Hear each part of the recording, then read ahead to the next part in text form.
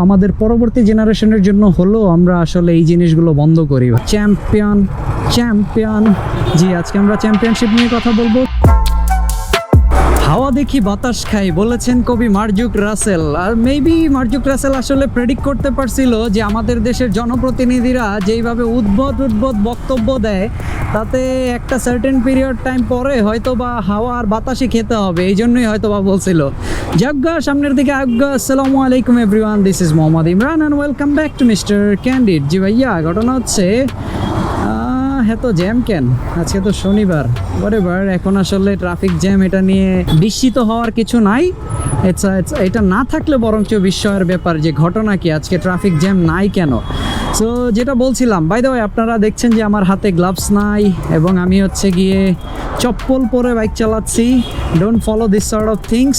আপনারা যা দেখবেন সব কিছু ফলো করার দরকার নাই, ভালো জিনিসগুলো ফলো করেন, খারাপগুলোকে বর্জন করেন, ঠিক আছে?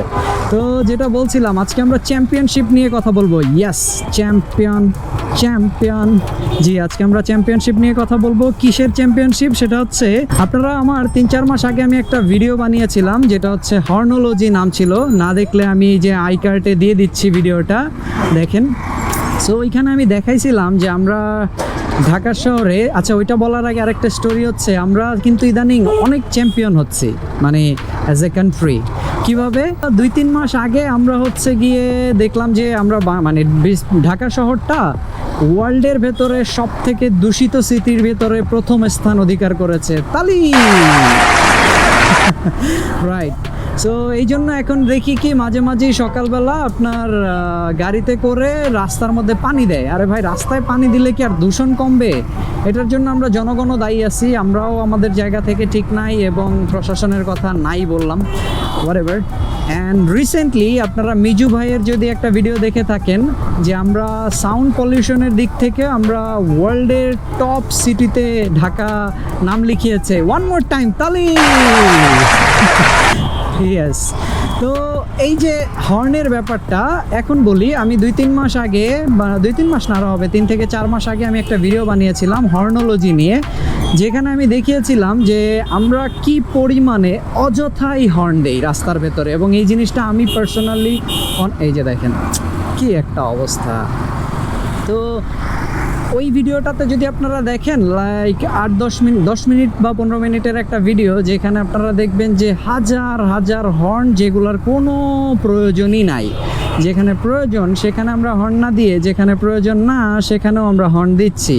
সো এন্ড অফ দ্য ডেতে আমরা সাউন্ড পলিউশন করছি। আর সাউন্ড পলিউশনে বর্তমানে আমরা ঢাকা শহর বিশ্বের 1 নম্বর সিটিতে পরিণত হয়েছি আমরা। ভাই, এটা আমাদের জন্য লজ্জার বিষয়, ঠিক আছে?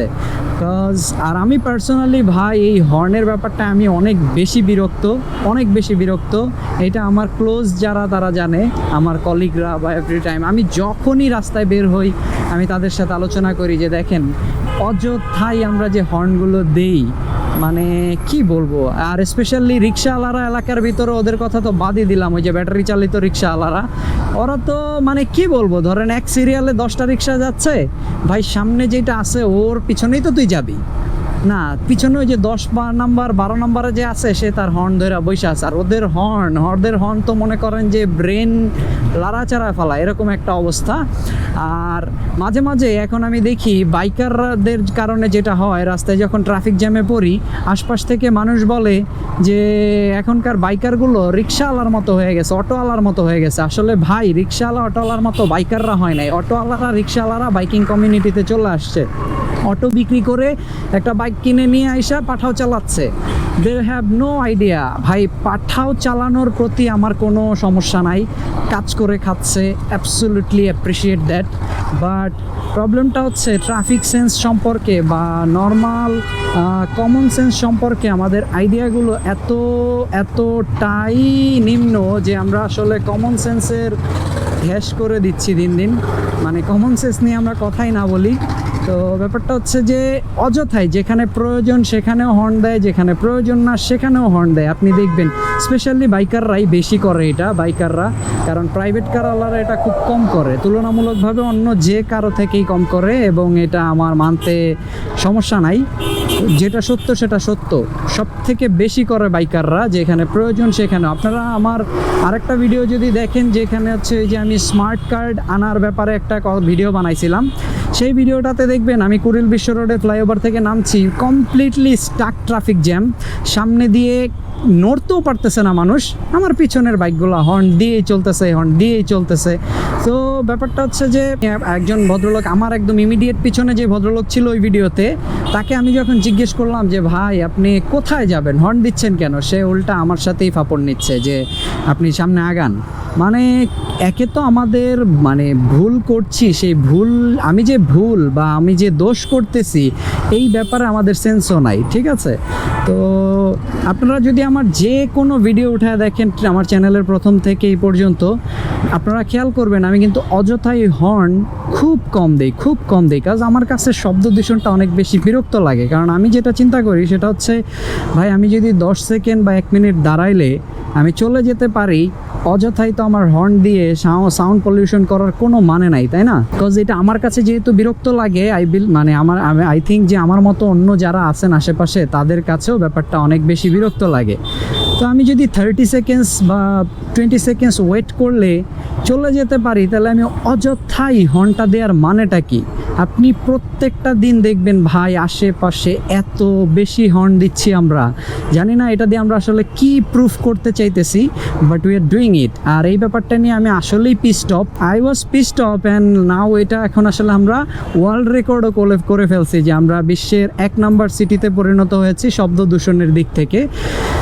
তো এটা নিয়ে আর কি বলবো ভাই, আপনাদের কাছে একটা রিকোয়েস্ট, ভাই এগুলো অ্যাভয়েড করেন। আর আমার হর্নোলজির ভিডিওটাও আমি আপনাদের আই কার্ডে দিয়ে দিব, ওখান থেকে দেখে নিন যে আসলে কি পরিমাণে আমরা অযথাই হর্ন দিই, স্পেশালি বাসওয়ালারা আর হচ্ছে বাইকাররা, আমরাই বেশি করি, অন্যরা একটু কম করে, অন্যরাও করে বাট কম করে, ঠিক আছে? দেখেন ভিডিও বানাইতে কি অবস্থা, ট্রাফিক জ্যাম, সামনে কেউ যাইতে পারতেছে না, বাট আমার পিছনের মানুষটার তার হর্ন দিতেই হবে। যাই হোক, এই বিষয়টা নিয়ে কিছু বলার নাই। আপনারা আমার ভিডিও যারা দেখেন, আপনাদের কাছে একটা কাইন্ড রিকোয়েস্ট, ভাই শব্দ দূষণটা বন্ধ করেন। কজ আমি পার্সোনালি এটা, আমরা এখন ওয়ার্ল্ডে চ্যাম্পিয়ন হয়েছি দেখে বলতেছি না, কজ আমি এটা আরও 3-4 মাস আগে এই ভিডিওটা বানাইছি যে এই বিষয়টা আমি পার্সোনালি অনেক বেশি বিরক্ত যে আমরা এত বেশি সাউন্ড পলিউশন করি। স্পেশালি আমি জানি না কেন আমার কানে কোনো একটু বেশিই লাগে এই শব্দ দূষণগুলো, মানে আমি এই ব্যাপারটায় অনেক বেশি বিরক্ত। সো আই এম গ্ল্যাড যে মিজু ভাই এটা নিয়ে ভিডিও করছে, অ্যাপ্রিসিয়েট ইট, এবং অন্য যারা আছে তাদেরকেও রিকোয়েস্ট করছে, তাই এই ভিডিওটা আমি আরও একবার করা, যে দেখেন আমরা যে জ্যামের মধ্যে দাঁড়ায় ওই ভদ্রলোক বারবার হর্ন দিয়ে যাচ্ছে, এই যে ওনারা দেখেন, এই যে, ঠিক আছে? মানে সামনে সব বন্ধ, বাট তার হর্ন দিতেই হবে, তার দেখাইতে হবে যে তার ক্যারা আছে। যাই হোক, আমরা এই ধরনের চুলবিহীন মানুষের মতো না করি, সচেতন হই, শব্দ দূষণগুলোকে বন্ধ করি। কজ এখনই যদি এই অবস্থা হয় আমাদের সিটির, দিন দিন আস্তে আস্তে দেশের মানে যোগাযোগ ব্যবস্থা যেগুলো যখন আস্তে আস্তে ভালো হবে, তখন আসলে এটা শহর, যেটা যেহেতু এটাই আসলে রাজধানী, এখানে মানুষের ভিড় আরও বেড়ে যাবে। তো তখন এই শহরটা আসলে বসবাসের অযোগ্য হয়ে যাবে। তো আমাদের পরবর্তী জেনারেশনের জন্য হলো আমরা আসলে এই জিনিসগুলো বন্ধ করি ভাই, আমরা ইদানিং অনেক বেশি শব্দ দূষণ করতেছি। So it's a kind request ভাই, please do not do it ভাই। সো এই ভিডিওটাকে আর বড় করবো না, জাস্ট এই সাউন্ড পলিউশনের ব্যাপারটা নিয়েই কথা বলার জন্য একটু অন করেছিলাম। Thank you guys for watching. I hope you guys enjoyed the video like the way I did. Inshallah I'll see you in the next one. Till then, have fun, tada, goodbye, have fun, and don't forget to subscribe my channel.